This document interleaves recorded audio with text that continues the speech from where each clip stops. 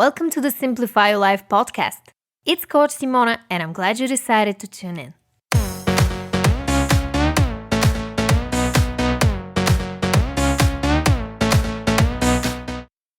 Hey everyone! In today's podcast episode, we're going to talk about what to do when you have too much work but not enough time. And I'm going to share with you 5 practical tips on how to stop feeling overwhelmed by work. If you're new here, welcome. I'm Simona, certified life coach and author of the book 111 Ways to Simplify Your Life. I make weekly podcast episodes on personal development, so if that's something that you're interested in, make sure to subscribe. Now, before we get into my 5 in-depth tips on how to stop feeling overwhelmed when you have too much work but not enough time, I want to spend a few seconds discussing the possible reasons for feeling overwhelmed. Feeling overwhelmed by work often has something to do with one or more of the following: not taking good care of yourself, being on the verge of or recovering from burnout, taking on too much, or struggling with anxiety. Now let's examine each one of them. The first one is not taking good care of yourself. If you feel overwhelmed at work by all the things you need to do, sometimes the solution is not to work more, but actually work less. Now, all my workaholics and perfectionists are gonna roll their eyes right now. As a perfectionist in recovery and someone who used to put work above anything else, including my health, I can tell you one thing for sure. Taking care of myself was definitely not on my priority list. But it may be something that you need to consider if you have noticed that the reason for feeling overwhelmed has something to do with not getting enough sleep, not having fun, or not even giving yourself permission to relax. But more on that later. The second reason for feeling overwhelmed may be that you've been working too much for too long, and you're on the verge of burnout. Or maybe you have even experienced burnout and haven't recovered properly. I won't spend too much time explaining burnout recovery in this episode since we have a lot of things to cover. But if you want to learn more advanced strategies on how to recover from burnout, make sure to watch my video on that topic after this one. I will leave a link in the description box below, or you can simply visit youtube.com/coachsimona. Now, the third reason for feeling overwhelmed is taking on too much work. When you have too much on your plate and not enough time to get it done, it can be overwhelming and exhausting to try to do it all on your own. Maybe setting healthy boundaries is something that would be beneficial for you in the future, or at least considering not putting so much emphasis on work and finding a work-life balance. We'll also cover that later on in this episode. And the last possible reason I'm going to mention in this episode is struggling with anxiety. If you're overwhelmed not only at work, but also find yourself ruminating and worrying about other things, maybe the reason why you can't seem to find enough time to get work done is actually rooted in anxiety. Now that we've covered some of the possible reasons for feeling overwhelmed, let's get into the solutions. My first tip is to pause, breathe, and prioritize. If you're trying to do too much and you don't have enough time, you need structure. Since time is of the essence, you won't be spending any more of it analyzing. We already did that. Now it's time for action. I want you to take 5 minutes for yourself. Preferably go somewhere where you know you won't be disturbed and take a few deep breaths, breathing in through the nose and out through the mouth. If you're feeling overwhelmed, that is a sign that your sympathetic system, which is responsible for preparing yourself for possible danger, is currently in fight or flight mode. You're probably living in your head, and we need you to calm down and tune into your parasympathetic system, which is the so-called rest and digest system, responsible for preserving energy and relaxation.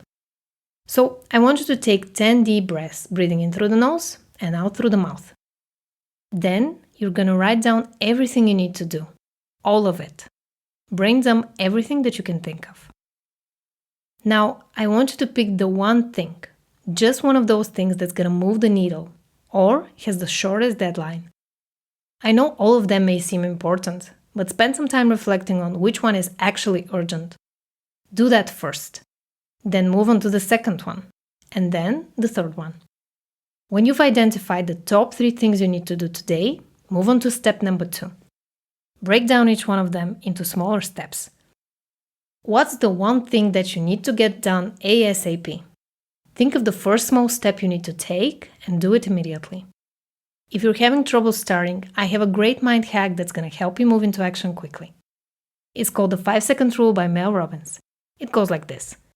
Whenever you feel like you're resisting doing something, just count down from 5. 5, 4, 3, 2, 1, and do it. It may seem weird at first, but I promise you, the more that you do it, the easier it will get.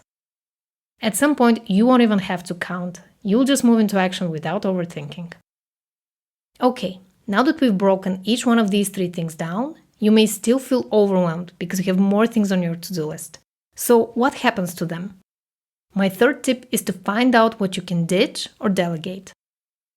You've probably heard of the Eisenhower matrix, but in case this concept is new to you, it's all about taking action based on 4 possibilities. 1. Urgent and important. 2. Important but not urgent. 3. Urgent but not important. And 4. Neither urgent nor important. We've already covered the urgent and important tasks. So what happens to the last 2 types? Well, look at your list again and see which tasks are urgent but not important. Can you delegate them to someone else? Can you ask someone to help you? Or if you're a business owner, maybe hire someone to do them for you. Spend a few minutes drafting your next steps. And when it comes to the not urgent and not important tasks, I recommend simply leaving them be. There is a good chance that you've been piling up tasks on top of tasks. And if you haven't done them for a while now, you'll probably never get around to doing them. So you can simply ditch them. Tip number 4 is to re-examine your relationship with work. If you're often experiencing not having enough time to get work done due to taking on too much, procrastinating, or whatever reason there may be, maybe it's time to spend some time reflecting on your relationship with work. When we talk about relationships, we often think about romantic relationships or friendships, but your relationship with work is a direct reflection of the most important relationship you will ever have in your life, the one with yourself. Here are some introspective questions you can ask yourself to see what your relationship with work actually looks like. Question number 1. What does work mean to me? 2. Do I struggle with time management in any other areas of my life? 3. How much time do I spend working and how much time do I spend relaxing? 4. If a friend came up to me with a similar problem, what would I advise them to do? 5. What will happen if I don't work so much? These questions will help you detach from your current story and see the situation more objectively. If you're taking on too much work, maybe it's time to re-examine your relationship with work and make a conscious effort to rest more. If you're feeling distracted and you can't get work done, I recommend listening to episode 133 after this one. I will leave a link below. Tip number 5 is to define your core values. If you're working too much and not having enough time, that means that something in your life is not working. There may be a misalignment between your conscious and subconscious mind. So let's take a moment and see how that might show up in your life. If you're sabotaging yourself by having too much on your plate or waiting to do work at the last minute, that is a clear sign that there is a disconnect between the tasks your conscious mind wants you to do and what your subconscious mind is trying to tell you. Your subconscious mind is all about survival, which means that it will always prioritize meeting your needs over anything else. If relaxing is important to you, but you have too much to do and you're not letting yourself rest, your subconscious mind will pull you in that direction. And no matter how much you're consciously trying to work, you will still find reasons to procrastinate because having time for yourself may be one of your core values. Your core values are a set of principles that guide you through life. They help you navigate through difficult situations, and your subconscious mind will always gravitate towards meeting your needs over anything else.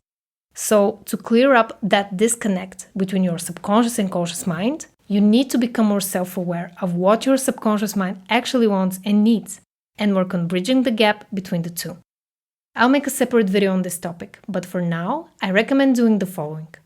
Download your free cheat sheet with the top 98 values to choose from. Take a look at it, pick 3, and reflect whether or not you're currently living your life in accordance with these values. You can download the entire list for free by clicking the first link in the description box below or visiting bit.ly/98values. Thank you so much for listening. If you found this episode helpful, please like it and subscribe to my channel if you don't want to miss out on my weekly podcast episodes. I'm sending you all my love, and I'll talk to you in the next one.